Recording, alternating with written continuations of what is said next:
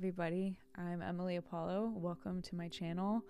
I'm starting something new and different on here that I really don't know what people are going to feel about it. It feels really vulnerable, mostly because the type of video I'm about to do is very raw and unedited, and I'm just going to talk a lot, and I'm not going to chop it all up for your short attention span like we're supposed to do, and I'm not going to be putting on my bubbly professional YouTube character. I'm just going to speak into this microphone from my heart, and it might be awkward and there might be pauses and I might look down or up, or I don't know what I'm going to do, but we're going to find out. But today I'm going to share a story, and that story has to do with the role of music in my life. And the reason I'm sharing this story is because I just released a song into the world as an artist, and this was a really big deal for me. And it's taken a really long time for me to get to this point. I'm about to be 33 years old, which feels really old to be starting a music career. Feels really old to jump into this as a beginner.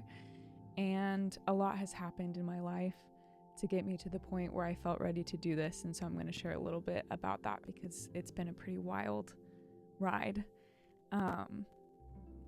Music has always been a really big part of my life from the time that I was young. My grandmother was a professional pianist, and she played piano probably every single day of her entire life, even after she was diagnosed with Alzheimer's and her memory started to go, and she couldn't remember anybody's name, but she could remember how to play Mozart. And she played piano in the assisted living facility that she was in, and really up until very close to the end. And it was a huge part of her, and I feel like that was passed down. It was passed down to my dad, who has played music. He toured in a boys choir when he was young, and he became a worship leader for most of my childhood, and we sang songs at home around holidays and just random days, and music was a big part of my life.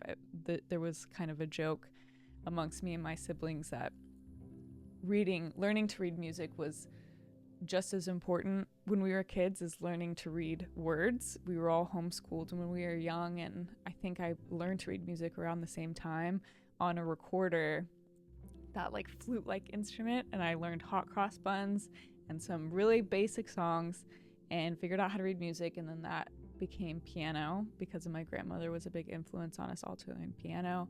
And then eventually I kind of branched off from the piano, big rebel move, and instead started to play the violin. And I played in orchestras, and then I also sang in choirs, and eventually sang on the worship team with my dad. And then when I moved to LA, sang on a worship team. So there's been a big influence of music in my life for a long time. And when I was young, I also was acting a lot. Really loved the theater, really loved being on stage, really loved performing. It just felt so obvious and so natural for me to do from such a young age. And so when I graduated high school, I actually decided to pursue a degree in theater. And so I went to a theater school, and I really imagined myself being one of the musical theater kids. I wanted to graduate and go to Broadway and just continue to be in musicals. I loved being in musicals. I loved dancing. I loved singing. Just loved the energy and the feel of them. And I had a really rude awakening when I got to college, and it was a very big fish in a small pond kind of situation where I was in a lot of plays and a lot of musicals in my tiny town, and then I went to this really prestigious school with some of the best kids from the country, and immediately saw what real born to be on Broadway theater kids are like, what those musical theater kids really are, that are just like Leah Michelle's character in Glee, where they're just the whole package, and their voice sounds like it, and they sing perfectly, and they dance perfectly, and they have the look, and it's just whoa, okay, yeah, that's what that's like, and it's really not me. But I still tried. I tried valiantly, and I just wasn't seen that way. I was really separated off the bat of not being really with the musical theater kids, and the voice teacher at my school was really not into me or my voice, and made that very apparent quite a lot. And it definitely created a shift in how I saw myself, and especially a big fear around sharing my voice and an insecurity around my singing voice. And it just I just shut it down majorly. Just made a decision like, this is not for me. I'm not this person, and my voice is not anything that needs to be heard, and I'm never going to do this again. So that kind of went away. And around the same time, I was working at a coffee shop that was also a music venue, and I was a barista at the coffee shop. And someone, the guy who was doing all the engineering there, came behind bar one day and was like, I need someone to do open mic nights. And I was like, I'll do open mic nights, meaning like mixing the sound for them. And so I remember him teaching me, like, I have vivid memories of like, this is an XLR, this is the female end, this is the male end, this is how sound travels from this mixing console to the speakers on the stage, and just like learning for the first time the ins and outs of engineering, specifically in a live setting. And I just fell in love with it, and I really had a knack for it. My like brainiac math brain just clicked with it, and my ear for music, that I had been around it my whole life, like it just made sense. And I just went super deep into it, and by the time I graduated from that school, I was like fully mixing and running and booking the venue. And I made a lot of connections in music. I mixed a lot of bands, like really refined my skills. And I got a lot of offers to do different things in music after that on the production side, to move to Nashville, to work for labels, to work for bands, to tour.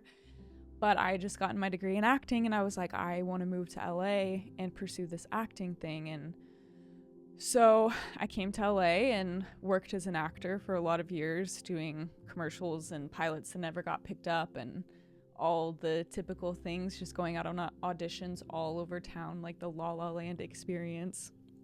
And it was hard, and it was not what I thought, and that's a whole different story that I could go into, but this story is about music. So while I was doing all of that, I still just kept getting asked to mix different things. I was mixing at a church, I was mixing different venues and shows and artists and bands, and like going on little tours here and there, and just continued to work behind the front of house console all the time. And it just continued to grow. And then at one point I went to Europe for like a 4-month backpacking trip, because the acting thing really wasn't fulfilling me the way I thought, and I didn't know what I wanted to do with my life, and I was having a spiritual existential crisis. And I went on this backpacking trip and like played some stay for free shows in exchange for like a place to stay at hostels, and it was really fun, and it felt like I was starting to get some of my confidence back, and like remember that love that was just always there, of this pull towards music. It's like I couldn't get away from it, even though I had all these insecurities and fears. And ended up getting into a relationship with someone who was in music, who I really respected, and he had kind of made some comments at certain points about not really being into what I was making, or like thinking that I was good, and it just another voice that just added to the insecurities that I had. And so that was another point where I kind of was like, maybe I can do this. And then someone that I really admired their opinion was like, no, you should just keep mixing, because like that's really cool that you're a girl that mixes front of house, like you should do that. And for some reason I listened and I did it, and I just doubled down on the mixing and started touring more and more. And during that era of time, I started mixing for some really crazy people. I mixed for John Mayer and James Bay and JP Sachs and Chloe and Halle and JoJo, and like the list goes on and on. Drom, YG, Rory. And all of that kind of built up to a point where I think it was the summer of 2017, I got offered 2 very different tours. One was for Sabrina Carpenter, who was not who she is now at the time. This was 2017. And the other one was the Kendrick Lamar Damn Tour. And I chose the Kendrick tour. And so now seeing how Sabrina Carpenter has blossomed into who she's become, I'm like kicking myself because I had my moments where I could have been besties with Sabrina. That could have been our moment to bond, but I didn't go. I went with Kendrick instead. And it was a really incredible experience, but also a really challenging one because there was maybe like 250 people on that tour, and like 3 or 4 of them were women, including myself. I was on a bus full of dudes and working on an arena floor with dudes, and it was a really challenging environment, but also really dope. It was like the biggest tour of the summer, and we were playing all these huge shows, and like crazy guests were coming in, and I was just meeting all of these insane people and just felt like I was at such a cool high level of the industry. And there was a couple key moments that happened in that tour that really pivoted things for me. At one point, someone told me like, wow, you really made it. Like, you did it. You fulfilled your dream. And when they said that to me, I was like, this is not my dream. Like, this is really cool. And I can see that it's really cool, but this is not my dream. And I was seeing some of the other engineers like sleeping in the same bus bunks as me, and they're like in their 50s now, and I'm like, am I gonna be in my 50s and sleeping in a bunk on a bus, like mixing people? Like, I cannot peak here. I was like in my young 20s, and I was like, this is not my dream. Like, this is not it. So I started really questioning what I actually was wanting to do, and I was missing the creative side of me.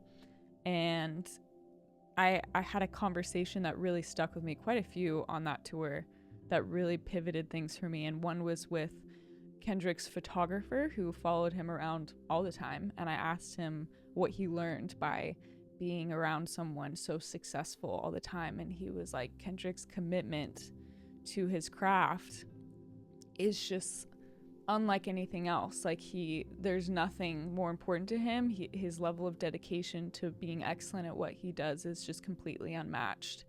And, you know, everybody kind of wants to be famous and feels like they should be famous and whatever, but what it actually takes to get to that level is like an unreal level of dedication. And I realized, like, as long as I was just on tour and like doing these cool jobs and making cool money mixing people, I was never really gonna fulfill the dreams that I had of sharing my art with the world.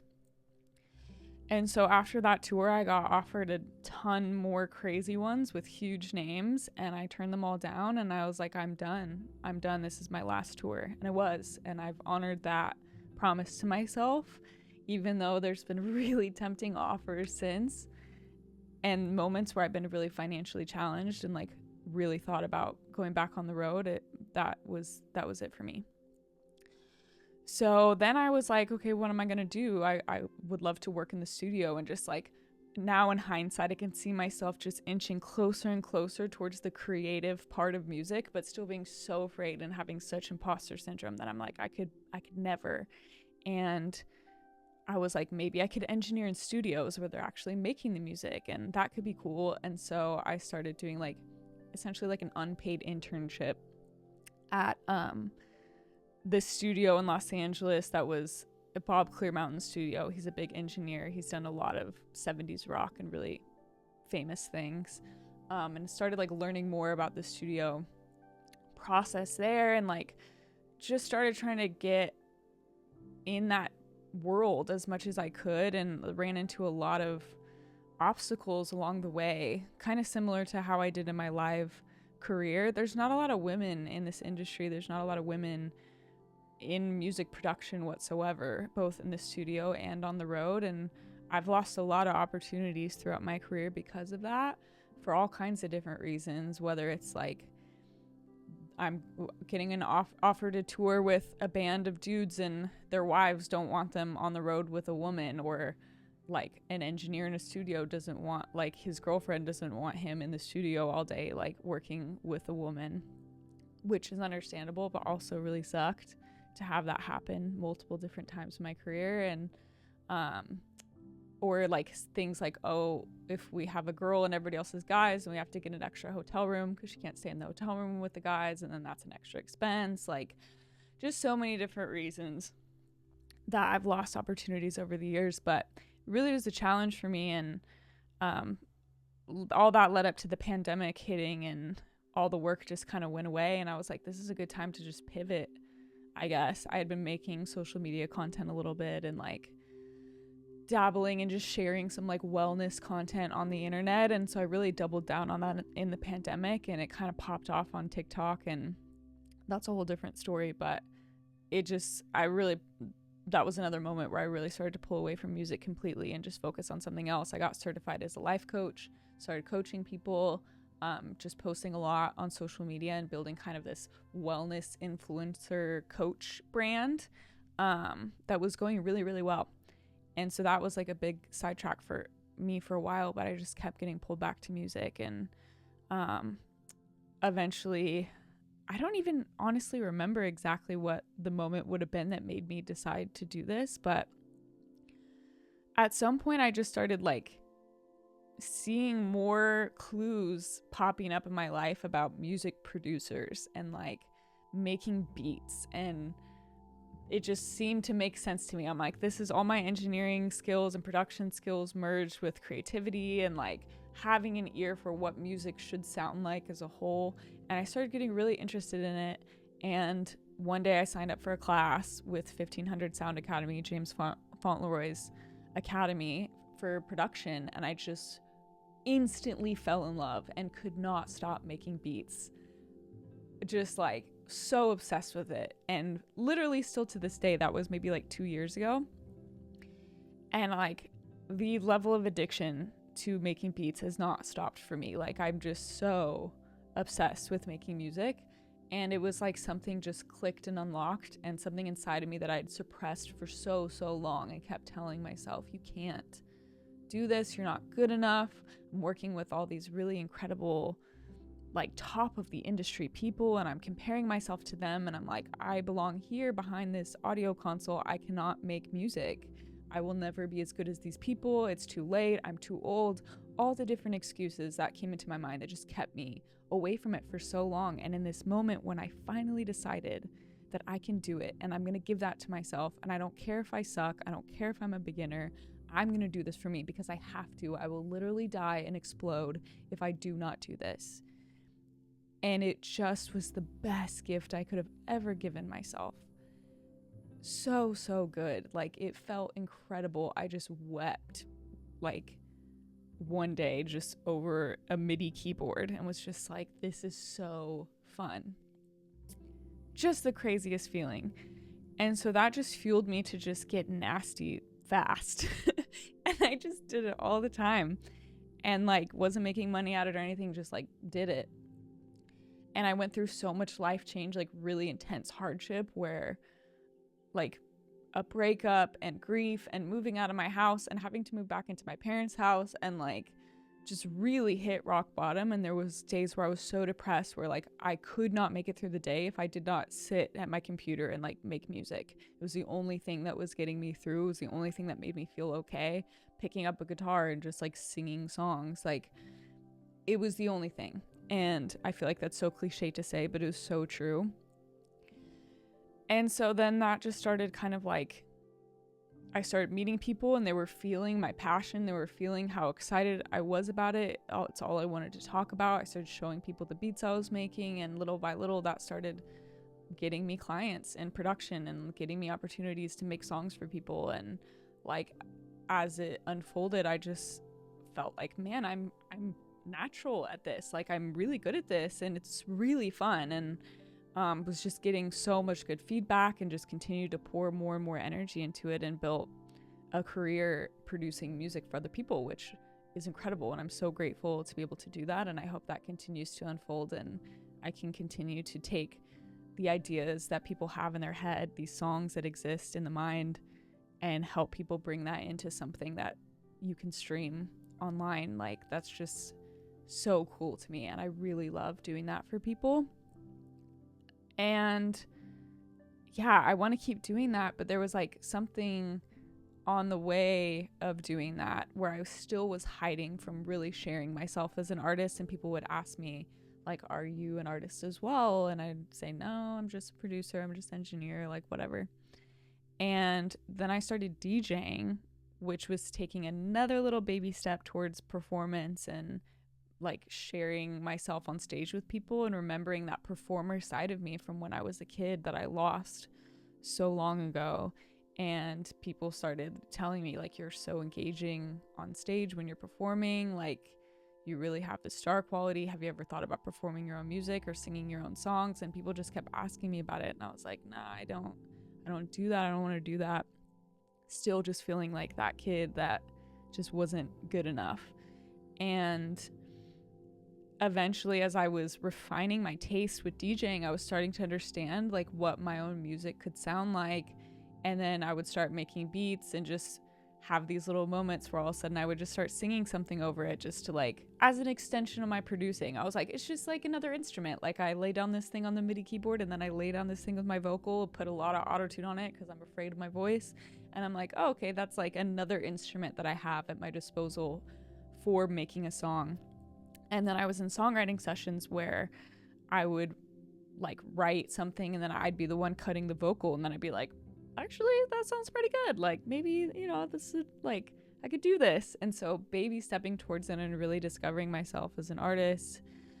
And then finally getting to the point where I was making stuff that was just like sitting on my computer, where I was like, this is like, I could put this out. And yeah, it just took me like all those baby steps to not be afraid of it anymore. And hearing like from the support around me, my friends and family, and just all the people that I'm so grateful to have believe in me, just telling me like, you should put this out, like this is really good. It took a lot of that for me to drown out the voices in my head that I couldn't do it, or I wasn't good enough, or it wasn't worth sharing, and really becoming comfortable with being a beginner at something at like this stage in my life, and realizing like, I really don't care. Just like when I made the step to start producing and like owning that I wanted to be a producer, and I knew that I would suck at it at first, like having that same mindset with putting my own music out. And so here we are.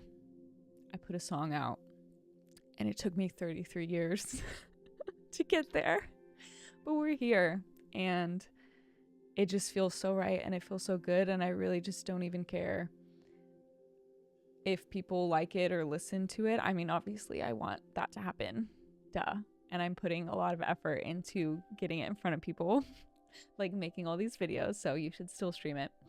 But it's just like, it just feels so good, and I can't imagine not. And I hope to continue to evolve as an artist and share more and more music and continue to collaborate with other people. And it feels like so daunting, and I don't know where it's going to go, and I don't really know what I'm doing, but I'm really excited to figure it out and go along the journey. So I'm grateful that you're here. If you listen to this whole thing and you're still here with me, wow, like I just rambled for a really long time, and that's dope that you're here and that you care. So I really appreciate that. And whether or not anybody's listening, it's something that I just have to do. And if you're somebody out there who resonates with anything that I just shared in my story, and you consider yourself to be an artist of any kind — now my dog wants out because she's like, this was really long, Mom. So she's scratching at the door, but she's gonna wait. Anyways, back to my motivational, inspirational speech to you. If you're somebody who considers yourself to be an artist, or that you have something to share but you don't think you're good enough, don't wait as long as I did. Just do it, and just be a beginner and try and put things out and figure it out and see what people like, because it feels really, really, really good when you just do it for you. So I guess I'm going to wrap it up there because my dog is letting me know that it's time to be done. And I talked for a really long time, but I just want to say that I love you all. Thank you so much for listening, and I'll be back on here to share more stories and more music with you. I love you. Peace and blessings.